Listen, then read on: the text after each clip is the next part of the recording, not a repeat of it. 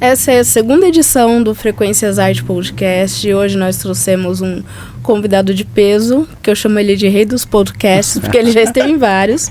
E não é por acaso, ele faz um trabalho excelente. É o Thiago de Souza, do O Que Te Assombra. Obrigado, gente. Um prazer estar aqui com vocês. Não sou rei de podcast. Sou nada. Thiago, muito obrigado, né? Mas eu gostei do jeito que você me apresentou. Você curtiu? Porque as pessoas normalmente fazem o seguinte: pô, eu fui num cemitério, lembrei de você. Então, agora você lembrou de um outro aspecto da minha vida, sim, que é de podcast. Eu gostei. Muito obrigada, né, por ter aceitado vir até aqui para bater esse papo com a gente. Eu sei que você é extremamente compromissado, né? Obrigado mesmo por ter arrumado um tempinho pra gente. Eu que agradeço o espaço, eu que agradeço a oportunidade, imagina. E o Thiago, ele é escritor, roteirista, advogado, idealizador do projeto de sucesso Que Te Assombra. Muito obrigado. E a sua principal área de atuação é pesquisa e narração de histórias de assombrações, lendas e mistérios urbanos. Você se destaca também por sua abordagem única e respeita e aprofunda pesquisa histórica em cemitérios, igrejas e outros locais misteriosos. Muito obrigado. Thiago. Thiago, ali por meio da sua primeira obra, né, que a gente tinha comentado, né, Vini? Sim. Assombrações de Campinas, a gente teve um vislumbre maior sobre o passado histórico da cidade de Campinas, uma coisa que a gente não tinha dimensão até então, de que foi uma das maiores cidades escravagistas do Brasil. E também que até a população quase foi dizimada por um surto de peste amarela. Foi. Então, por meio dessa sua obra, onde você traz também essas figuras, esses personagens, e que foi uma obra belíssima, muito interessante. Muito obrigado. Assim também, tanto quanto as suas narrações no Spotify, no YouTube, a gente consegue também ver o contexto histórico e conhecer o passado dessa cidade, né? Eu gosto, eu tenho um trato com o imaginário popular, porque a gente pode abordar uma história sobrenatural a partir de um olhar bastante restrito do entretenimento. A gente pode olhar para essa história também de forma bastante restritiva a partir do dogma religioso. E eu gosto de aproveitar todos os ativos que uma história sobrenatural tem. Então, a minha cidade, que foi o ponto de partida até dessa busca, até muito terapêutica, porque eu comecei o projeto com a perda de uma tia muito querida. Nossa. Na época da Covid. Então eu comecei a pesquisar as histórias da minha cidade, seguindo um caminho parecido com o que o Gilberto Freire fez em Assombrações do Recife Velho, que é uma abordagem das histórias sobrenaturais a partir de um olhar conectado ao desenvolvimento socio-urbano do Recife. Então eu fiz isso em Campinas e, lógico, eu fui meio com o peito aberto, assim, né? Eu não fui com uma ideia de viés de confirmação de tudo aquilo que eu acreditava, porque eu não acredito em muitas coisas, não acredito que tudo que aparece aí tem algum sentido, se não fictício, que a gente sabe que é mais fácil a gente sensibilizar as pessoas na internet a partir do sensacionalismo, né, dessa coisa exagerada tal, do que de uma coisa sutil, porque eu acho que as experiências humanas, principalmente nessa dimensão sobrenatural, elas são muito sutis, né, é aquele instante, aquela sensação, sim. Não é que vai aparecer, pelo menos para mim nunca apareceu uma coisa, né, completamente distante do que a gente consiga compreender, né? A não ser acontecimentos mesmo, né? Grandes tragédias, grandes perdas e tal. Então, quando a gente começou a estudar as histórias de Campinas, eu percebi que o curso dessas histórias eram muito parecidas com o curso das histórias do livro do Gilberto Freire, não, claro, nas suas características, nos seus personagens, mas sobretudo a partir dessa perspectiva de que elas reproduziam traumas da cidade, feridas abertas. A minha cidade, como você bem falou, Cláudia, ela é muito ligada a essa memória escravagista, né? Ainda é objeto de debate. Campinas foi uma cidade de verdade muito rica, não apenas por sua performance agrícola na época, primeiro de cana, depois de café, mas ela também foi um importante modal, era um ponto logístico de escoamento desse commodity agrícola importante que foi o café para o Brasil. Então, sim, por ali, Campinas era um ponto de beneficiamento de café para ser levado para o Porto de Santos. Então, os contingentes, né, de transporte, principalmente férreo, e os outros, né, desde sua origem, passavam por Campinas inevitavelmente, vindo, sim, do Goiás, vindo do centro-oeste brasileiro. Então era uma cidade muito rica por conta disso, e é muito louco, porque Campinas foi cemitério antes de ser cidade. Em 1753, o cemitério, que era um cemitério chamado Bento originalmente, que era um cemitério que serviria a família de um cônego, que montou uma capelinha tosca na cidade, acabou sendo rapidamente ocupado por escravizados, escravizadas, porque morria muito mais escravizada do que gente não escravizada. Obviamente. Então, lógico, expostos às crueldades, ao esforço extenuante, a todos os abusos, todas as perversidades, morriam mais do que as pessoas que não eram submetidas a isso. Então, Campinas, que é fundada em 1774, tem um cemitério de 1753. Nossa! Então, a gente foi cemitério antes da cidade. Então, não é uma coincidência, eu acho, eu ter tanto interesse em estudar. Então, um dos mais antigos, né? Um dos cemitérios mais antigos do estado. É mais antigo do que o nosso próprio cemitério aqui de São Paulo, que é o Cemitério dos Aflitos, que no dia 3 de outubro fez 250 anos. Então é o primeiro cemitério? Será o primeiro, porque nesse período, é claro que as pessoas que morriam eram enterradas, era uma forma mais óbvia de você evitar não apenas a exposição, né, fazer com que o morto tivesse alguma dignidade. Então você sepulta ele para ele não se apresentar na forma decrépita, né, da decomposição para o mundo, mas sobretudo por problemas sanitários, né?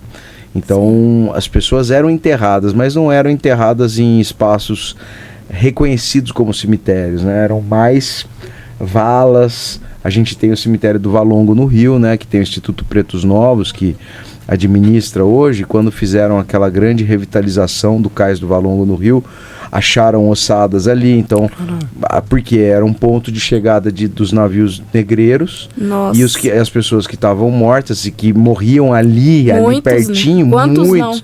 Não, é por isso que até em algumas matrizes religiosas chamam o mar de Calunga Grande. Sim. E Calunga Pequena os cemitérios. Porque Calunga Grande, porque tem milhões de negros e negras que seriam vendidos, né? Que morreram no caminho e eram jogados no mar. Mas ali, quando chegavam, eles jogavam no Assombrações Recife Velho. Uma das histórias é a Cruz do Patrão, que também era um entreposto escravagista, né? As pessoas eram jogadas ali e aí davam um jeito de enterrar por ali, enfim. Nossa. Então, minha cidade tem sim essa marca. Mas ao mesmo tempo que ela tem essa marca nefasta, ela também tem, e isso é muito objeto de crítica de muitos estudiosos, inclusive estudiosos da negritude, porque também existe uma resistência que muitas vezes é escondida, porque a gente no Brasil tem essa ideia de que poxa, sabe, o barão que era legal, o bom patrão, a gente tem muito isso, né? Uma das lendas da cidade de Campinas é a história do Boi Falou, e se você for hoje no Cemitério da Saudade, você vai encontrar o Barão Geraldo de Rezende, né, sepultado em seu mausoléu, ao lado do Antônio Africano, que era um escravizado do barão. E uma das versões que são muito propagadas é de que quem pediu pro Antônio Africano ser sepultado ali foi o barão, porque eles eram amigos. Eu não acredito que alguém que escraviza outra pessoa seja amigo, né? Eu também não. Você pode dar o nome que você quiser, tal, mas amigo não. Podia ter uma dívida de gratidão. Dizem que ele tinha uma dívida de gratidão com o Antônio, porque o Antônio literalmente pulou numa bala. Batia menos nele? Batia menos nele, então. E a história do Boi Falou qual que é? Tem um dado de desumanidade muito grande, porque o Boi Falou é o seguinte... E o Antônio Africano virou um milagreiro de cemitério, que é um objeto de estudo meu, que eu sou apaixonado. o Antônio Africano, né? Dizem que ele protagonizou uma lenda campineira que é a seguinte: numa sexta-feira santa, que é um dia de penitência, de reclusão, de sacrifício de quem é cristão, né? Afinal de contas é o dia em que Jesus é crucificado, né? As pessoas fazem jejum, né? Ou então a gente come bacalhau, ou então come peixe, né? Não come carne. Não se faz coisas indevidas, mantém não pode falar palavrão, né? Aquelas tradições de avó, né? Exatamente. Não pode falar palavrão, não pode xingar os outros. Não, nada. O Antônio, o barão comanda um de seus escravizados para ir buscar os bois no capão do boi. E esse escravizado vai até lá e quando ele vai colocar a canga no boi, o boi fala: hoje não é dia de trabalho, hoje é dia de Nosso Senhor. Eu falo: tá bom, desculpa aí, volto pra casa grande. Eu vou falar isso pro povo lá. E aí ele fala pro pessoal, né, o que aconteceu. Lógico, ninguém acredita e manda um capataz. E essa versão que coloca o Antônio Africano como capataz, pra mim é a mais fidedigna, porque ele volta e o boi fala com ele, a mesma coisa, com os dois. Então eu tenho uma testemunha, eles voltam pra Casa Grande e falam o que aconteceu, e aí dizem que há uma mudança no status desse cara, que era capataz. Capataz é o cara que faz tudo que o barão manda. Então a gente pode imaginar que ele fazia todo tipo de maldade, perseguia, batia, enfim, sujava as mãos, né, pro barão não sujar as dele. Então ele muda de comportamento, ele vira um homem espiritualizado, começa a virar um rezador, começa a virar um benzedeiro. E quem assiste isso é a baronesa, que era muito católica, e começa a perceber que talvez aquele cara tenha vivido uma experiência divina e mudou.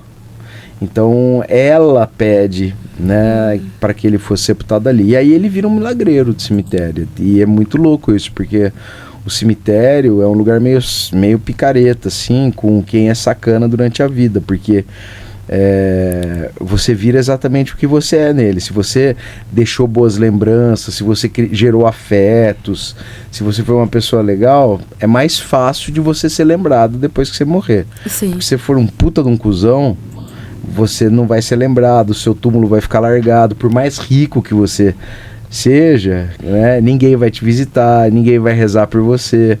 Que solidão, né? E é muito mas estranho, é interessante, né? Isso, né? Porque uma pessoa que gera só dinheiro ao longo da vida, no instante que ela junta os pés, aquilo deixa de ser dele. E aí ele não deixou nada para as pessoas além de dinheiro. Os herdeiros vão ficar super felizes.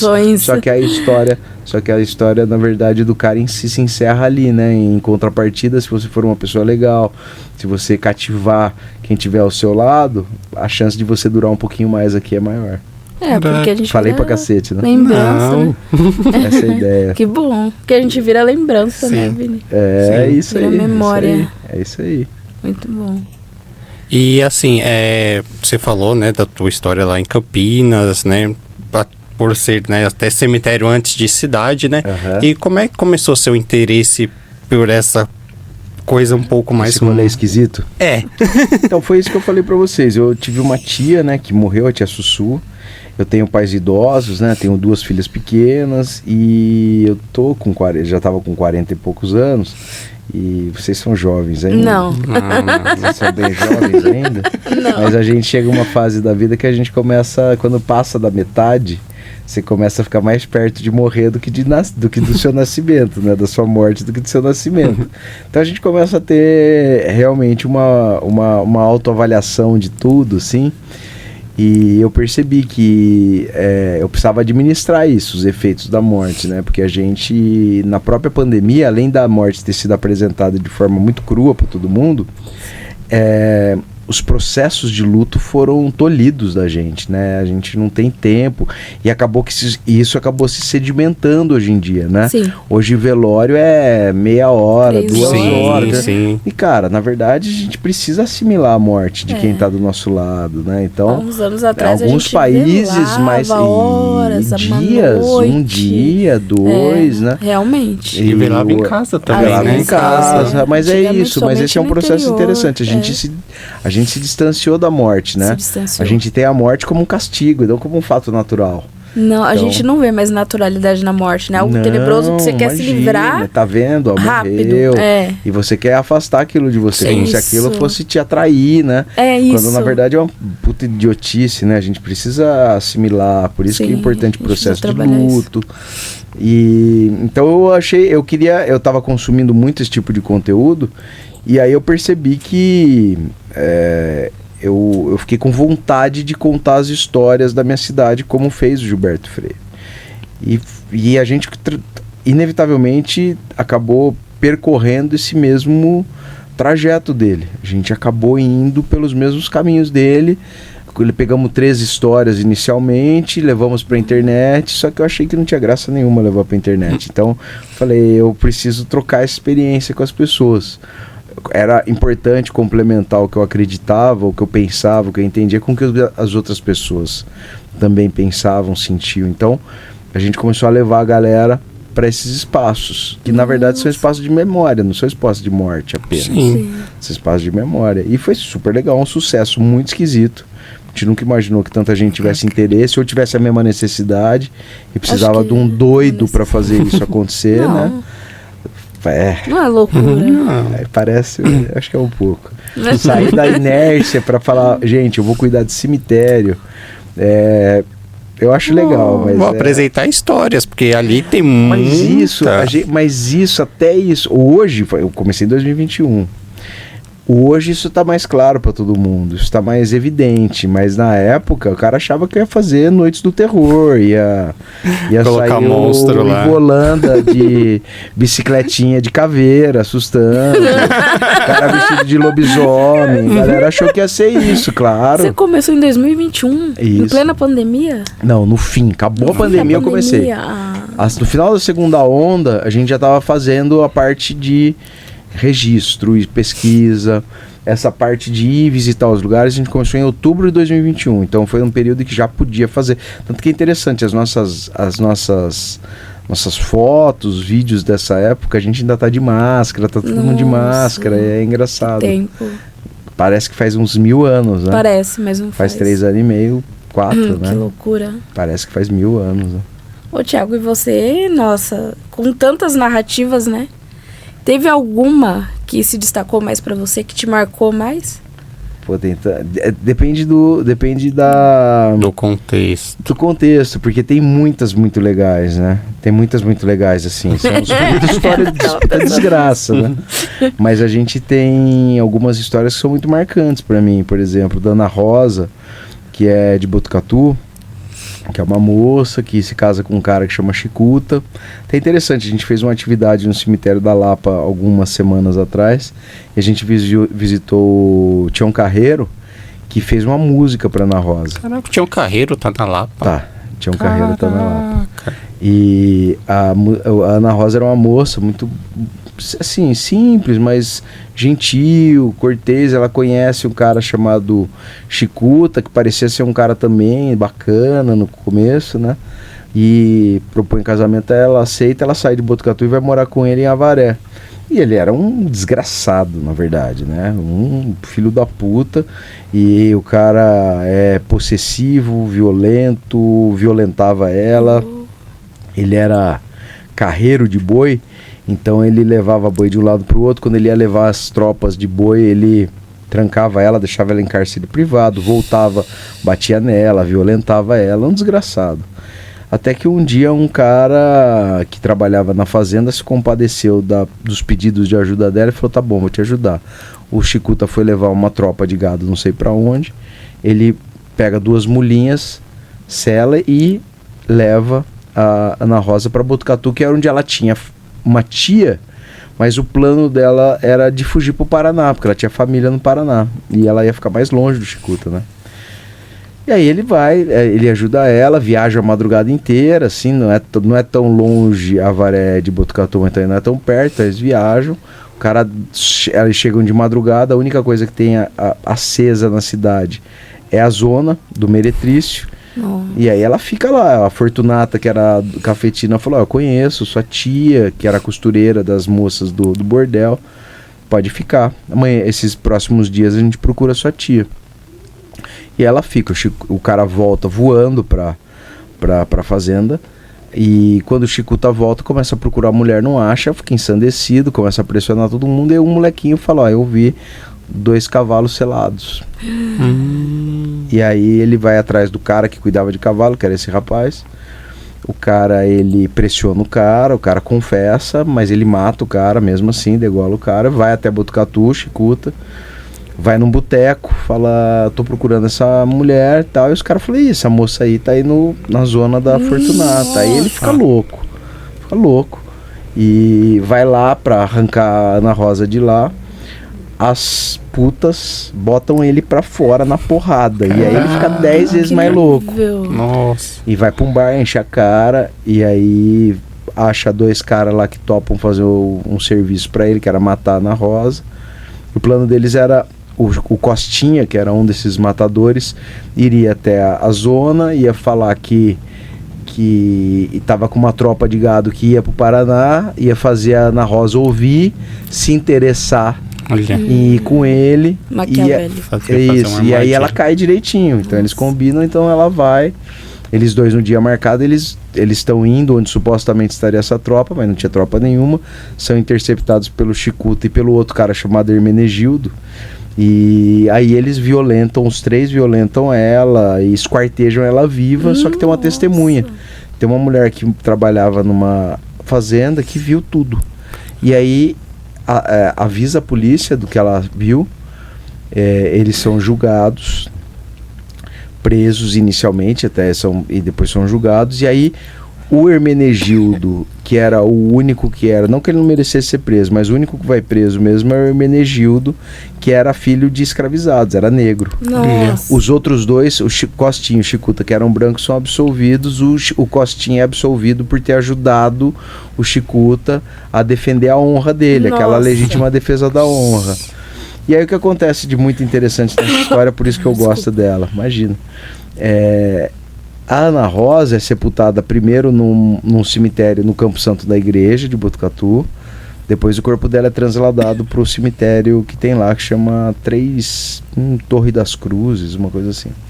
E aí quando fazem o translado do corpo, o corpo não tá fedendo, o corpo cheira rosa. Caraca. E que é uma coisa estranha. E aí quando ele chega no cemitério, é sepultado, começa a ter um processo devocional. E a Ana Rosa acaba se tornando uma milagreira das mulheres agredidas. Por quê? Caraca. O Hermenegildo, que foi preso, morre de varíola 1 mês depois, dentro da cadeia. O Costinha corta uma árvore, a árvore cai em cima dele, esmaga ele. E o último é o Chicuta, que vai arrumar um carro de boi que atola, o carro anda e corta a cabeça dele fora, passa a roda em cima do pescoço. Então ela acaba se tornando a milagreira das mulheres agredidas. Essa é uma que eu adoro. Caraca. E assim, como assim evoluiu a ideia, né, de passeio, que ele começou como um passeio, né? Aí depois virou livro, podcast, né? Foi indo. Como foi? Na verdade, a gente nasceu digital, né? Então a ideia era fazer mesmo um projeto pra internet. Só que eu achei que, a gente ia virar mais um cara contando história de assombração. Embora a gente conte de um jeito bastante diferente. Se for lá no começo dos nossos vídeos, a gente fez como se fosse um tipo de retrato narrado. Então a gente fazia uma narração bem inspirado em Eli Correia, bem inspirado em contadores de história de rádio, e fazia uma ilustração ao vivo como se fosse um Draw My Life da história sendo contada. E ficou legal, só que a gente precisava levar a galera ao vivo. Aí eu comecei a pegar essas histórias, que a gente fez uma sequência de histórias de assombração, e eu comecei a fazer outros formatos de podcast dos temas que a gente começou a estudar. E quando eu comecei a escrever os roteiros, eu percebi que a gente tinha livros. Então o livro de Campinas foi assim. A gente pegou os roteiros do podcast. Eu falei, cara, tem um livro pronto. E paramos de fazer o podcast por um tempo. E a gente tem acho que 13 histórias de Campinas e a gente acha mais 10, compõe um livro com 24 histórias. Olha. Então virou um livro e aí aquilo, né? A minha editora não sabia se ia vender, porque é difícil vender livro, né? E aí a gente fez uma tiragem do livro, vendeu muito rápido e esse livro de Campinas já está na 3ª edição. Então a galera gosta disso. A galera gosta dessas histórias. Eu acho que a galera gosta das histórias que são contadas nas cidades delas. Mais do que... Claro que alguns autores de terror fazem muito sucesso. Mas eu acho que muita gente gosta das histórias da cidade. É o que eu falo assim, que nem eu, né, eu gosto muito de André Bianco. Não sei se você conhece. É um autor que as histórias de terror dele se passam em São Paulo. Fica mais fácil de imaginar o cenário do que, tipo, né, você mas imaginar... Mas ele é autoral, né? O André Bianco é. Né? Então acho que o pessoal gosta mais por causa disso, fica tudo mais fácil. Você fala, caraca, tipo, o André ele colocou lobisomem andando tipo na Paulista, né? Mas tem uma história de lobisomem aqui no Largo São Francisco. Olha, caraca. Que é o Rolão. O lobisomem de Campinas chama Rolão. A quinta série é o nome dele, né? Lobisomem, mas é Rolão porque ele tem uma voz muito empolada que parece pedras rolando de uma ribanceira. Quem fala isso é o Miguel Milano, que é o cara que escreveu o livro Fantasmas da São Paulo Antiga, que é um livro dos anos 40, muito legal, que foi reeditado agora em 2010 pela editora da Unesp, que é um dos livros que a gente usou como referência nesse livro que eu estou escrevendo agora, que é sobre as assombrações de São Paulo. Olha só. Caraca. Chama Cidades desculpa, e Thiago, Medos. que eu tô doente. Não se preocupa. Que dia pra ficar doente. Pode ficar tranquilo. Pode ficar doente em paz, né? Não, pode ficar doente em paz. Só não morre, senão vira história. Não é só podcast é fantasma mesmo. Isso é interessante. E parou. E tava falando do André Bianco, né? Das histórias dele, porque fica mais fácil de se imaginar, né? Por causa do cenário, tudo. Acho que é por isso que as pessoas gostam, né? Eu acho que as histórias das cidades, elas têm uma capacidade muito grande de criar ponte afetiva entre pessoas e seus territórios. Então as histórias, isso quem fala é a Unesco, né? As histórias das cidades, mesmo em dimensões lendárias, são patrimônios imateriais. Então tem muita razão de contarem histórias das cidades. E as pessoas se identificarem com elas, né? Sim. Se identificarem tanto com os sofrimentos como com as histórias virtuosas, né? Então, por isso que eu acho que é gostoso esse rolê pelas cidades. É mais interessante de fato, né? Minha voz, como tá? Você ficou rouca? Fiquei. Ô, Thiago, e durante essas expedições, esses passeios, levando essas pessoas nos cemitérios, você nunca se deparou, viveu ou sentiu algo que você poderia dizer isso é de caráter sobrenatural? Eu não sei, é que tá, né? Eu acho que eu tenho um pouco de preguiça quando a gente fica muito atrás disso. De verdade, eu acho que eu não gosto de viés de confirmação, eu gosto de ir e tal. Uma coisa que eu vivi no cemitério da Lapa, inclusive, foi estranha.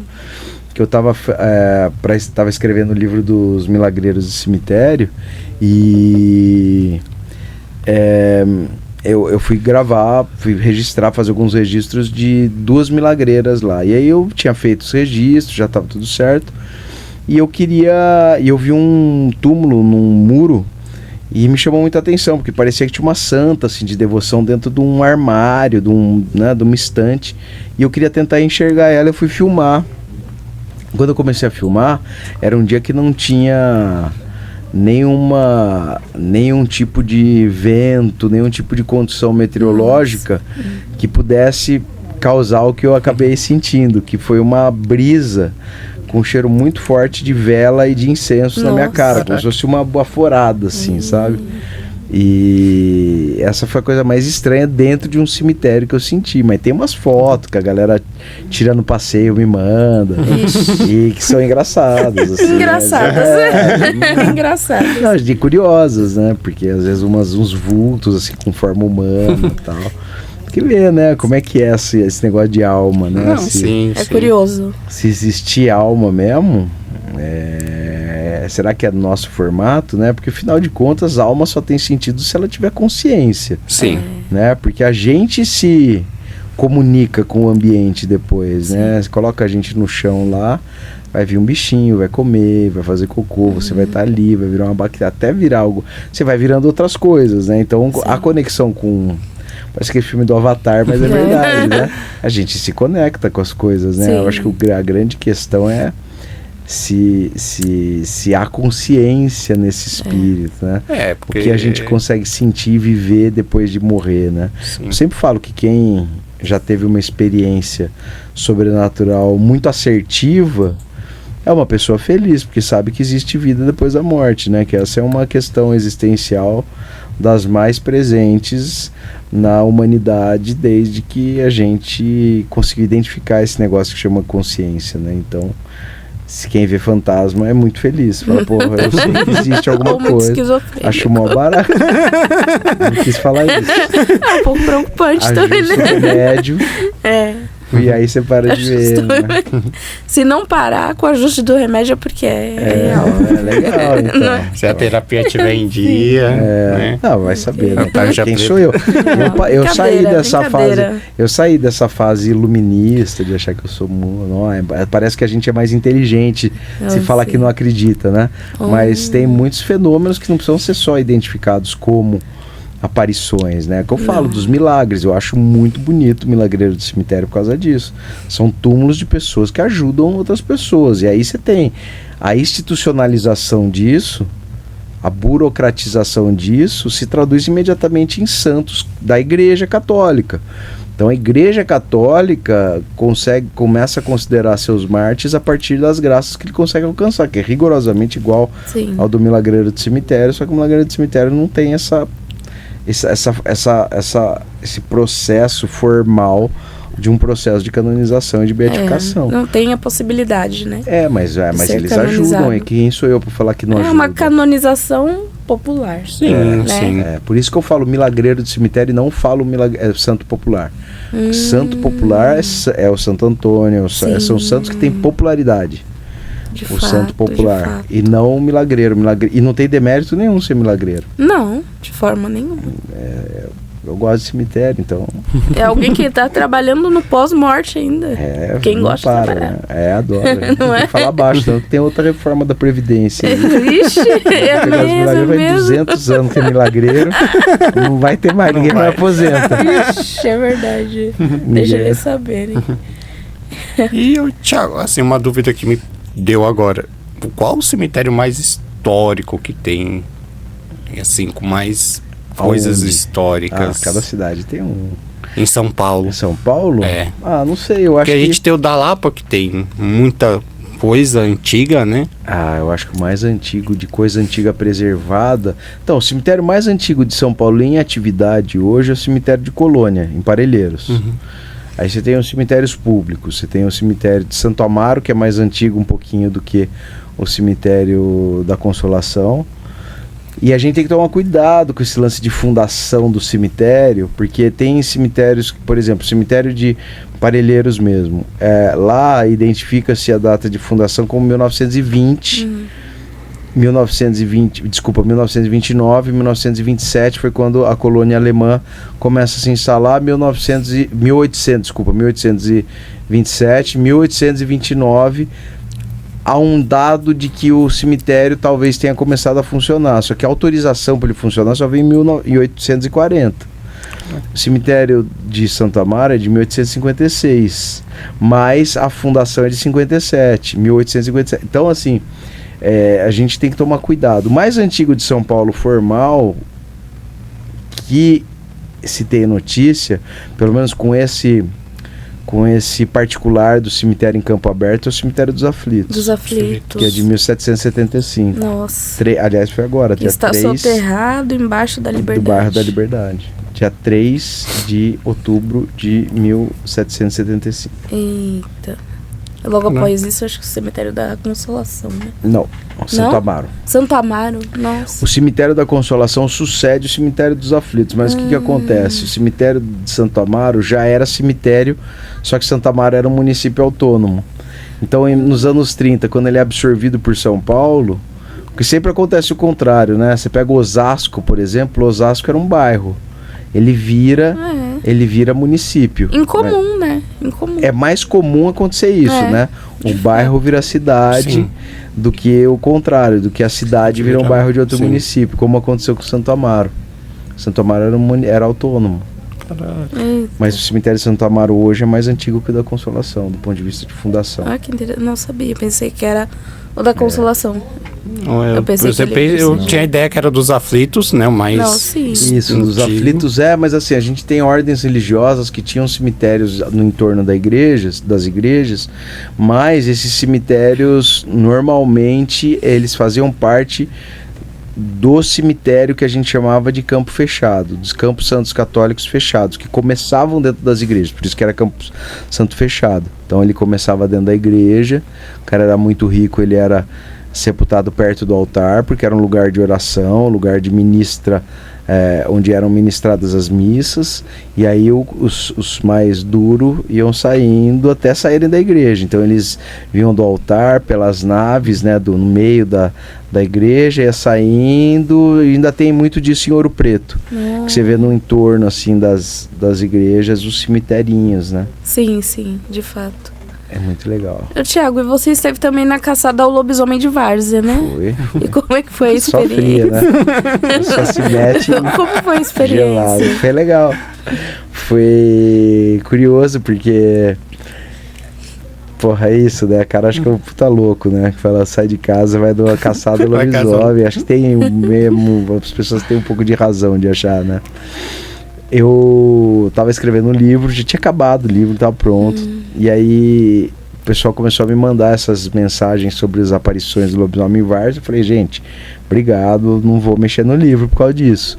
Só que aí me convidaram para participar da caçada. Eu falei, puta, agora fudeu, né? Preciso participar de uma caçada. Não só pela caçada em si, mas eu queria entender o pânico do lobisomem na cidade. Sim. Então eu falei com o pessoal, falei, não, eu vou. E aí me colocaram num grupo de WhatsApp que tava uma catarse, assim, uma loucura completa, todo mundo querendo, porra, tem que levar vou levar minha 12, cara, pelo amor de Deus, que vai levar 12, velho. Uma galera que vai levar espingarda, tá ficando louco. Então não vou, então não é caçada, não, vou. Aí no final conseguiram lá administrar, era pra ser uma caçada simbólica.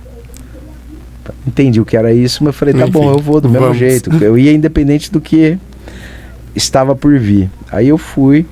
A hora que eu chego no ponto lá, que eu falei, porra, a hora que eu vi aquele grupo do jeito que tava, eu achei que ia ter um grupo tipo da Inquisição, né? Com garfo, com rastelo. Muita gente, Thiago? Então, no grupo tinha 150 pessoas. Lá não tinha ninguém a hora que eu cheguei. Oxi! Não tinha ninguém. E aí eu liguei pro cara que me chamou e falei, porra, velho, vim até aqui. Ele falou, não, cara, vem aqui pra chácara que a gente tá... Eu estava na chácara de um empresário e... a hora que eu cheguei lá, tinha uma caçada mesmo. Tinha uma caçada de verdade. Tinha um caçador profissional que veio de Monte Azul, chamava Samurai. Com a equipe dele, com equipamento que assim, porra, do exército americano. Que isso, drone gente? térmico pra caçar, como é que chama? Binóculo térmico, que pega radiação. Negócio profissional. Pra cacete, o GPS, os pontos de aparição no computador, traçar no mapa, o caralho. Eu falei, porra, tá bom. Esse lobisomem se lascou. Tá ferrado, hoje nós vamos pegar ele. E aí o que aconteceu? Chegou o René Murad, que é um cara, não sei se vocês conhecem, ele é apresentador da Discovery, que ele participou daquele Largados e Pelados e do... como é que é? Desafio em dose dupla. Largados e Pelados. Sim. O cara ficava pelado no meio do mato. 10 dias no meio do nada, caçando pardal, aquelas coisas. E o outro é que você deixa o cara num lugar e ele tem 2 dias para chegar num outro ponto para ser resgatado. E assim, o sobrevivencialista chama. E ele era um cara muito foda, ele foi campeão de vários desses reality shows, cara muito diferenciado do ponto de vista de rastreamento. Então, foi uma caçada de verdade. E a gente teve um momento que no meio de uma mata lá, e foi muito engraçado, porque começou um uivo e tal, e teve uma tensão boa, mas depois foi só frio mesmo, passei frio. Mas o que teve de legal, assim, né, que não é tão maluco? Depois, ficou bastante claro pra gente que a intenção, principalmente desse cara que levou a gente na chácara, tudo, era de que a gente mostrasse que, mesmo tentando achar o lobisomem, não existia. Por quê? O pânico do lobisomem, o medo que as pessoas começaram a ter, se desdobrou imediatamente em elas mudarem a rotina e pararem de sair. Esse cara era um empresário de restaurante, de coisa. Ninguém mais saía para comer, ninguém saía mais de noite. Mas, então Thiago, era interesse dele mostrar que não tinha lobisomem. Tinham pessoas, relatos de pessoas que dizem ter visto a criatura. Tinha. E o que era, então? Não sei, ué. Eles não que acharam. viram. A gente não achou. A gente foi atrás e não achou. Por falar que eles estão mentindo, jamais falaria isso. Teve ataque a uma granja lá, mas não achamos o lobisomem. Saímos atrás dele. É porque ele tava cabreiro, né, Thiago? Ou tava entre vocês. Verdade. Não, porque ele teria se transformado, né? Será? Depende do gênero. Depende do gênero do lobisomem, exatamente. Tem lobisomem que não tem, mas o lobisomem tem pouco controle sobre isso. Não é igual o... Como é que chama lá? O Crepúsculo lá, o cara vira e desvira a hora que ele quer. Esqueci o nome dele, Jason, eu acho. Não, esqueci o nome do cara. Edward é o vampiro. E o outro é o... não lembro Esqueci o nome dele. Eu também não lembro de forma nenhuma. Esqueci. Que coisa. E você acha que o lobisomem é o quê? Ele é um híbrido? Humano? Animal? Eu acho que ele é responsável pelas maiores atrocidades que o homem bonzinho, gente boa, comete. É isso que eu acho que o lobisomem é. Ele acaba absorvendo toda a responsabilidade de atrocidades que homens cometem. Contra crianças, contra mulheres... Sim. Então eu acho que é isso que é o lobisomem. É só a besta. O lobisomem é a fantasia de um homem ruim. Eu acho. Mas ele também é outras coisas, não é só isso. É uma acho que assim, do ponto de vista de violência, de monstruosidade, dessas coisas dos ataques, ao longo dos tempos, me parece muito isso. Sim. Mas ele também é, dentro do universo mitológico, ele é um grande promotor de reencontros, né? Você vai falar, é muito difícil alguém que conte uma história de lobisomem aqui e um de nós não vai se lembrar do avô, da tia, daquele tio, do avô do vizinho que era um lobisomem, ou então do avô que enfrentou um lobisomem, da vozinha que viu o lobisomem no sítio. Então o lobisomem é um grande promotor de reencontros, assim, bonitos e legais, né, do tempo que as pessoas ainda se dedicavam a contar histórias umas para as outras, que é um grande instrumento de perpetuação também, né, de criação de memória, né? Sim, de fato. Então é isso que eu acho que o lobisomem é. Ou não acho que ele é um híbrido, não acho que ele tem uma explicação. O lobisomem é igual ao amor, ninguém explica. Às vezes faz sofrer, às vezes faz sorrir. E acho que é isso. Então o lobisomem é uma forma... O lobisomem é um sentimento. De lidar com as bom coisas. Bom ou ruim. É uma forma ruim, de lidar. Exatamente. É uma forma de lidar. É uma forma de lidar. Com essa figura que foi criada inconscientemente para representar todo esse terror. Esse terror da violência, que, na verdade, gerada por homens. Por quê? É até interessante falar. Nas matrizes dos lobisomens, pelo menos as que eu pesquisei... Oi, deixa eu só me arrumar aqui. Nas duas matrizes que eu pesquisei, eu encontrei duas possibilidades de casos que tenham influenciado muito os nossos casos no Brasil, né? O primeiro é o Licaão, que é o rei de Arcádia, que é transformado pelos Zeus. Isso. Então esse pode ter influenciado pode ter sido esse. O lobisomem que influenciou os povos ibéricos, né, portugueses e espanhóis, que trouxeram o mito do lobisomem europeu para o Brasil. E a gente pode ter um outro mito que subiu pelo Brasil, que era do lobisomem paraguaio, que é filho de Itaú e Querana, que era o 7º filho homem de uma linhagem de amaldiçoados por Jaci, porque Taú era meio que um porque Taú era meio que um diabo, né, um demônio, não era um demônio porque não tem esse, mas era uma figura mitológica compreendida como ruim, e ele rouba Querana, que era uma mulher linda, uma indígena linda, e violenta ela mesmo, estupra ela, e ele casa com ela nesse contexto, e a Jaci, que é filha de Tupã, amaldiçoou, falou, ó, a prole de vocês é toda amaldiçoada, e de fato, nasce só criança esquisita, assim, só criança problemática, tem um que é um monstro de um jeito, tem um monstro de outro, e o 7º filho, que é homem, é o Luizon, que é um canídeo. Ele é um tipo de entidade muito marcada por ser por ter uma ascensão a partir do poder da morte, que também é um baita poder esse, né? O poder de matar o outro é um poder forte. Quando ele era criança, ele adorava desenterrar cadáver e comer cadáver. Então ele comia titica de galinha, comia cadáver. É um amaldiçoado. Amaldiçoado. Come merda porque você é amaldiçoado. Sim. E ele tem o falo, né, de uma anta. Quer dizer, que é enorme o falo da anta. E o que isso quer dizer? Que ele é um homem, que ele se destaca. As pessoas querem que ele seja compreendido a partir do gênero masculino. Por isso colocam lá um pinto gigante num cachorro.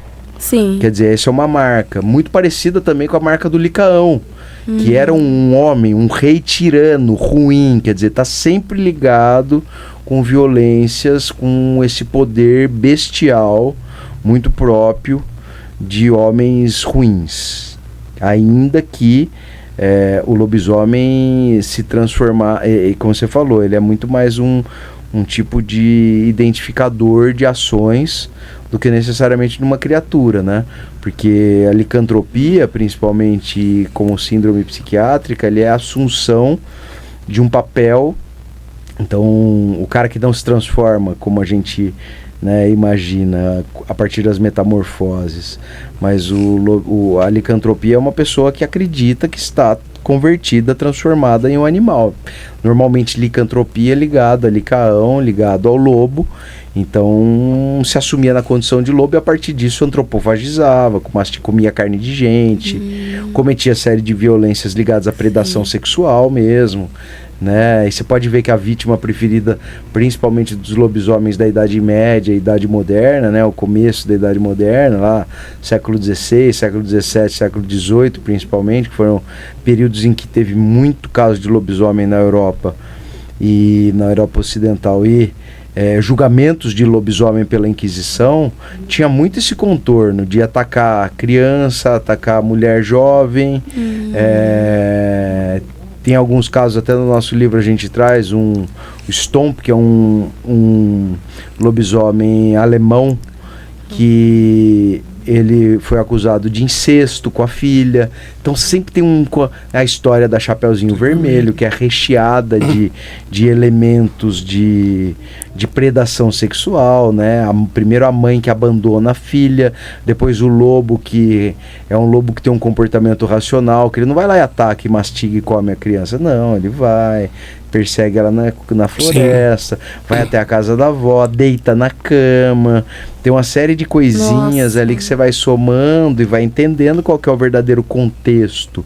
A menina, a Chapeuzinho Vermelho, o vermelho da menstruação, do ingresso na fase adulta, né? Pelo menos do que diz respeito à possibilidade de reprodução, né? Daí do início da ovulação, do ciclo da menstrual. Então você tem uma série de elementos ali de predação sexual. E o lobo, né? O que é um grande predador no final das contas, né? E o lobo ainda tem um outro indicativo interessante, né? Por que é um lobo e não um urso? Por que é um lobo e não um grande felino? Porque o lobo, ele inevitavelmente, em uma escala evolutiva, ele acabou sendo domesticado, né? Os nossos cães descendem dos lobos. Então, era um animal que andou ao lado do homem e começou a se conectar com o homem. Então, o homem tinha uma certa proximidade com esse cão, né? Então, por isso que o lobisomem é muito mais complexo do que uma história qualquer, né? Então ele pode ser visto desse jeito, a partir da construção do seu arquétipo, ou ele pode ser visto de outra forma, como eu falei, né? E aí sim, no universo das lendas, o universo mais mitológico, de um jeito gostoso, fofinho, né? Que a gente lembra da avó, que tomou a carreira de um lobisomem voltando da roça para casa num dia de lua cheia e tal. Que loucura, eu nunca conseguiria chegar a essa reflexão assim. Exatamente, sozinha. Eu tô careta desde 2016, mas acho que as coisas que eu usei ao longo da vida me ajudaram. Que loucura. Não é esquisito? É muito esclarecedor, sim. Mas é esquisito, né? Não, a gente pensar nisso, né? Não sei. Porra, jura que as coisas são só o que elas parecem assim mesmo? Não. Porra. Quem eu criou nunca pensei isso, numa quem possível ligação criou essas assim. metáforas, que, claro, para entender, a gente cria. A história de assombração, eu sempre falo, história de milagreiro. O que é a história de um milagreiro do cemitério? Você pega uma criança, que falei brincando ali, de maneira muito infeliz, mas você pega um grande trauma como crianças que morreram queimadas no incêndio. Vou contar uma história de Campinas. 4 crianças que morrem no incêndio. Elas são sepultadas. Isso causa uma tremenda dor para as famílias, mas coletivamente também causava. Coletivamente, sim. Então, a gente precisa de instrumentos para transformar isso de alguma forma, para que aquilo não consuma a gente, essa tristeza. Então, você imaginar que aquele martírio, e os processos devocionais começam muito com uma ideia de empatia comunitária. Então, todo mundo vai lá para rezar, para embalar aquela alma e fazer com que os familiares tenham algum tipo de acalanto, né, ainda que divino, que depois a gente fala, né, que Deus conforte vocês, porque é muito difícil que vocês estão... E aí alguém acha que aquele martírio é purificador, né, então crianças que são anjinhos imaculados podem ajudar a resolver o problema, pede uma ajuda, recebe e passa a contar para todo mundo. E aí aquela morte, que era uma puta de uma desgraça para todo mundo, a essa tristeza inevitável, ela agrega uma possibilidade de conversão, uma possibilidade de ter fé, esperança, de ajuda, daquela morte não ter sido em vão, né? Então, eu acho isso bonito, cara. Eu acho isso muito importante, porque a gente vive num mundo de desencanto completo. Total. Então é importante você ter instrumentos de conversão de dores, de traumas, pra gente seguir, porque o que importa, enquanto a gente tá respirando, né, enquanto tem bambu, tem flecha. Então a gente precisa seguir de algum jeito. Sim.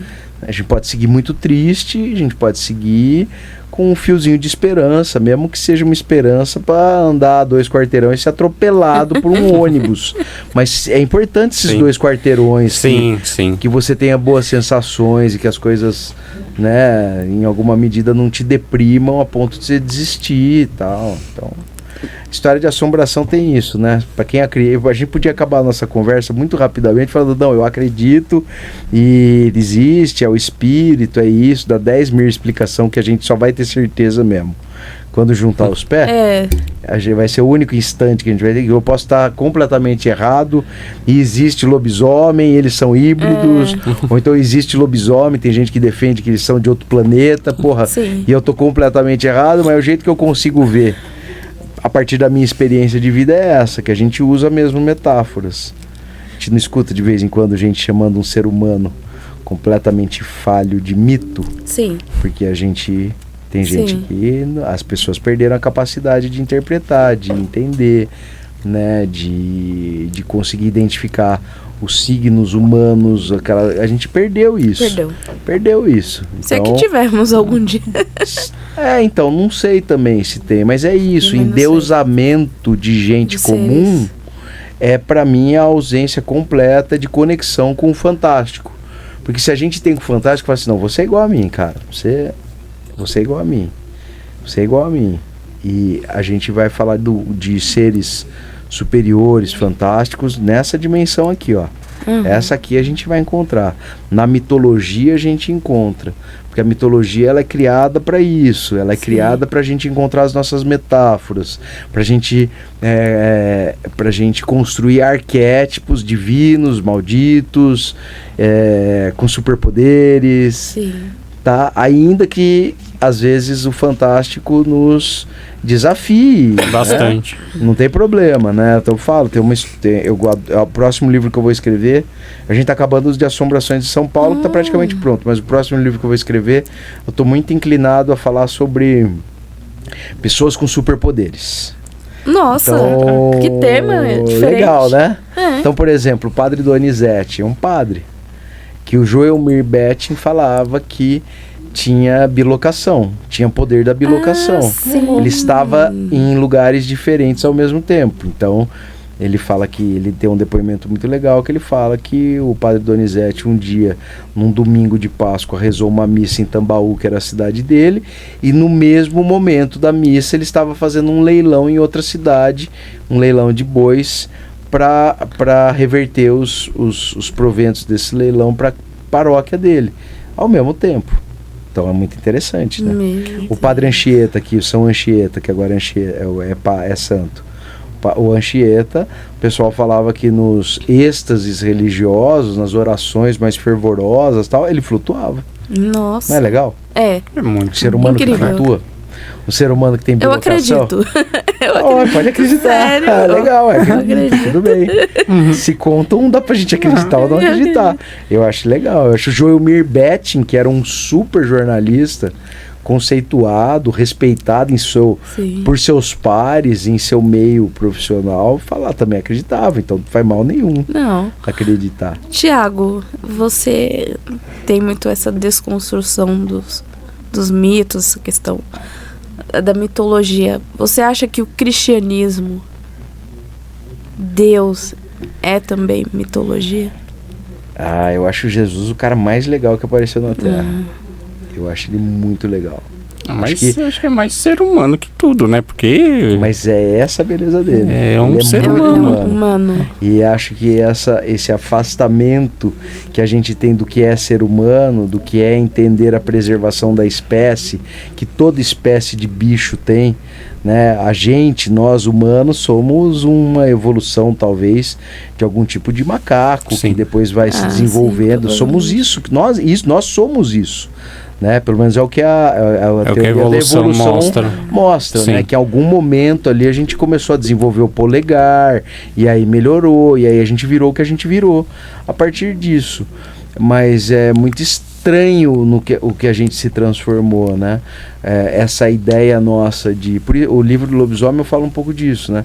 Que o lobisomem ele foi essa criatura criada, gerada a partir dessa, ou não, né? Pode ser verdade e eu tô errado, mas assim, dele ser uma metáfora para explicar as brutalidades que a gente comete, e hoje o lobisomem é muito mais de boa do que o ser humano, que faz tudo ou pior do que o lobisomem faz, revestido de algum tipo de ética, revestido de algum tipo de razão. Certeza, então, cara, tanto que no livro de lobisomem, nossas ilustrações são sempre humanizando cada vez mais o lobisomem, porque no final, e a brincadeira do lobisomem do bairro é um pouco essa.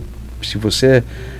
todo bairro tem um lobisomem, e se você não sabe quem é, talvez seja você mesmo, porque se você não consegue identificar em você as suas brutalidades, se você acha que é normal certos comportamentos, certos preconceitos e tal, porque você é uma besta. Literalmente, não uma besta com besta quadrada, você é um animal. Você não consegue racionalmente entender as diferenças, você não consegue admirar a beleza que há na diferença de personalidades, das nossas etnias, de tudo que é bonito nisso. Se você acha que isso é um fator de separação, que isso é um fator de diferença, você é um idiota, você é uma besta. Eu conheço lobisomens. Você conhece muitos lobisomens, tá vendo como você conhece? Lobisomens. Você conhece muitos lobisomens do seu bairro, claro que conhece, todo mundo conhece. E quando você não consegue identificar, por isso que eu brinco, que talvez seja você. Eu falo brincando, tá todo mundo, mas no final é isso. Porque aí o que você faz? Você se torna uma pessoa com ações extremamente agressivas, completamente irracionais, só que você acha que tem uma razão. Então hoje você fala, não, estou fazendo isso para salvar as crianças, estou fazendo isso para salvar a família brasileira, estou fazendo isso porque não sei o quê.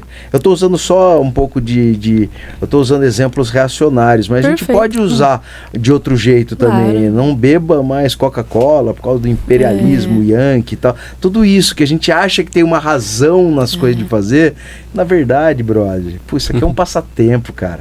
Vive bem ele, vive, deixa as pessoas melhores, faça com que sua presença deixe as pessoas mais felizes, não que elas te odeiem. E não é que elas tenham inveja, todo mundo me odeia. Não, porque são babaca mesmo, entendeu? A maior parte das vezes, não é que ninguém te inveja. Você vive. Você acha que eu vou pro inferno? Você está no inferno de pensar isso. Então se liga, velho. Não enche o saco, entendeu? Com certeza. E é com essa belíssima mensagem.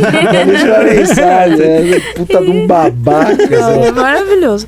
É com essa belíssima mensagem que nós encerramos mais uma edição do Frequências Arte Podcast. Eu estou muito doente, mas foi muito oportuno, muito bom. Foi uma aula. Ter vindo, aula, com certeza. Foi uma aula gostosa. Né? A gente teve consciência de muitas coisas. Exatamente. Conhecemos lobisomens, né? Conhecemos. Eu apresentei pra vocês, tá vendo? Você foi falando, só foi vindo lobisomens. Um monte de lobisomem na sua cabeça, vinha lobisomens, cara. Né? Quantos lobisomens? É um arco interessante esse, né? Da gente parte do animal e hoje a gente vira um animal pior. Sim. Cometendo as mesmas coisas que os lobisomens brutais da história aí cometiam, só que hoje a gente se reveste de um grau de razão. Verdade. No fim, né? Todos animais. A gente tudo animal. Teve um lobisomem na presidência há pouco tempo. Teve lobisomem. Eu não acho que era lobisomem. Você não acha que é lobisomem? Não, lobisomem é bem mais legal. É verdade, é verdade. Depende do tipo. Mas é isso, muito obrigada, Thiago. Tá bom. Obrigado de verdade. É verdade. Eu agradeço. E corta. Valeu. Ai, que saco. Tinha que estar doente justo hoje. Ai, merda, a vida é uma coisa. Essa tossida que eu dei agora, eu tô segurando ela. Eu imagino. 1 hora e pouco de... Exatamente 1 hora e meia. Nossa.